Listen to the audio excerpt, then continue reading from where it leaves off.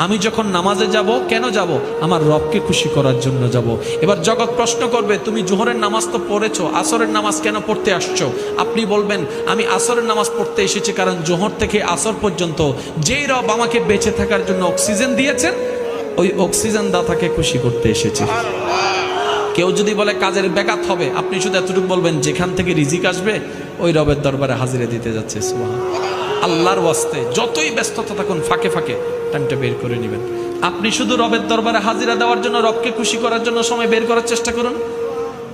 এই সময় বের করার জন্য যদি রবের কাছে পছন্দ হয়ে যায়, হাসরের ময়দানে জাহান্নাম থেকে বের করার ব্যবস্থা আপনার রব আপনার জন্য করে দিবে।